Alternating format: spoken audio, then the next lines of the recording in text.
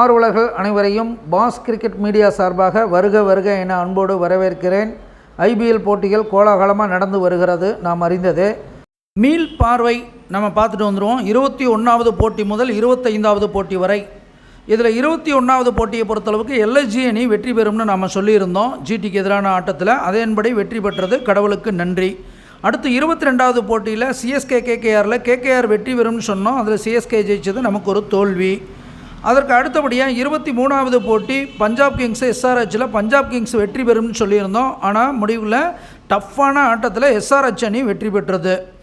அடுத்தபடியாக 24வது போட்டி, அதில் பார்த்திங்கன்னா ஆர்ஆர்ஜிடியில் கடைசி நேரத்தில் ஒரு பால் மிச்சம் இருக்கிற சமயத்தில் நம்ம ஆர்ஆர் ஜெயிக்கும்னு சொல்லியிருந்தோம். ஆனால் ஜிடி ஜெயித்தது, நமக்கு இதில் ஒரு தோல்வி.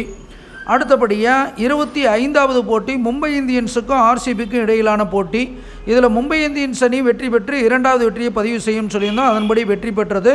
இதில் நமக்கு ஒரு வெற்றி, கடவுளுக்கு நன்றி. ஆக மொத்தத்தில் இந்த 5வது சுற்றில் 5 போட்டியில் 2 போட்டி ஜெயிச்சிருக்கோம்.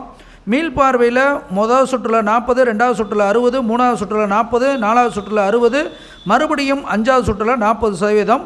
ஆக மொத்தத்தில் இதுவரைக்கும் நடந்த 3/1 ஆட்டத்தில் 48% பெற்றிருக்கோங்கிறத சொல்லிக்கணும். புள்ளிப்பட்டியல் இதுவரைக்கும் நடந்த 25 மேட்ச் முடிவில் புள்ளிப்பட்டியல் பார்த்திங்கன்னா பெருசாக மேலே இருக்க அணிகள் எதுவும் சேஞ்சஸ் ஆகலை. முதலிடத்தில் ஆர்ஆர், 2ஆம் இடத்துல கேகேஆர், 3ஆம் இடத்துல எல்எஸ்ஜி, 4ஆம் இடத்துல சிஎஸ்கே இருக்கிறது. ஆனால் இன்றைக்கி போட்டியை பொறுத்தளவுக்கு மேலே பாயிண்ட்ஸ் டேபிளில் மாறுதல் வருவதற்கு வாய்ப்பு இருக்குது. அந்த போட்டியை பொறுத்தளவுக்கு பார்த்திங்கன்னா 26வது போட்டி எல்எஸ்ஜிக்கும் டிசிக்கும் இடையில் நடக்கிறது லக்னோவில். எல்எஸ்ஜி அணிக்கு கூடுதல் பலமாக இது பார்க்கப்படுகிறது, சொந்த மைதானங்கிறதுனாலையும் டிசியில் முக்கிய வீரர்கள்லாம் ஓய்வில் இருக்கிறதுனாலையும். இதுக்கு முன்னாடி விளையாண்ட விளையாட்டுகளையும் பார்த்திங்கன்னா 3 போட்டியில் எல்எஸ்ஜி வெற்றி பெற்று ஆதிக்கத்தை சரியாக நிலைநாட்டி இருக்குது.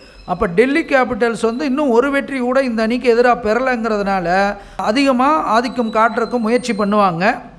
மேட்ச் டே மதியம் 3 விதியன் 6 வர்றதுனால அது தொடர்புடைய வீரர்கள்லாம் சிறப்பாக செயல்படுவாங்க. அதில் எல்எஸ்ஜியை பொறுத்தளவுக்கு கேஎல் ராகுல், Quinton de Kock, Nicholas Pooran, Krunal Pandya, Marcus Stoinis, Siddharth, Ravi Bishnoi இவங்கெல்லாம் தன் அணிக்காக பேட்டிங், பவுலிங், ஃபீல்டிங்கில் சிறப்பாக செயலாற்றுவாங்கன்னு சொல்லலாம். அதே போல் டிசியை பொறுத்தளவுக்கு David Warner, Prithvi Shaw, Abhishek Porel, Tristan Stubbs, Khaleel Ahmed, Axar Patel, Jake Fraser இவர் இம்பேக்ட் சப்பாக வந்தார்னா இன்றைக்கி சரியான ஆட்டத்தை வெளிப்படுத்துறதுக்கு வாய்ப்பு இருக்குங்கிறதையும் சொல்லலாம். ஸோ ஆக மொத்தத்தில் எல்எஸ்ஜி சொந்த மைதானத்தில் விளையாடுறதுனால அந்த அணி வெற்றி பெறுமான்னு தான் கேள்வி வந்தது. எல்எஸ்ஜியுடைய அதிபதி மால் பார்த்திங்கன்னா 3ஆம் இடத்துல தைரிய வீரிய ஸ்தானத்தில் 6 இடத்துல சேர்ந்து உட்கார்றது எல்எஸ்ஜி அணிக்கு கூடுதல் பலமாக அது பார்க்கப்படுகிறது. டிசியை பொறுத்தளவுக்கு டிசி மேலே கவிப்பு இருக்கிறது, டிசிக்கு ஒரு பெரும் பின்னடைவை காட்டுது. அதே போல் டிசியுடைய உதயாதிபதி லாபஸ்தானத்திலே போய் பொன் நீச்சமாகறனால வெற்றி வாய்ப்பை தாங்களே இழந்து கொள்வாங்கங்கிறத தெல்ல தெளிவாக டிசி காட்டுது. அதே போல் இவங்களுடைய லாபஸ்தானத்தில் எல்எஸ்ஜியோட லாபஸ்தானத்தில் மதிய ஆட்சி பலத்தில் இருக்கிறதுனால கண்டிப்பாக சின்ன சின்ன குழப்பங்கள் எல்எஸ்ஜியில் இருந்தாலும் முடிவில் எல்எஸ்ஜி அணி தான் ஒரு நல்ல லீடு எடுக்கிறதுக்கு வாய்ப்பு இருக்குது.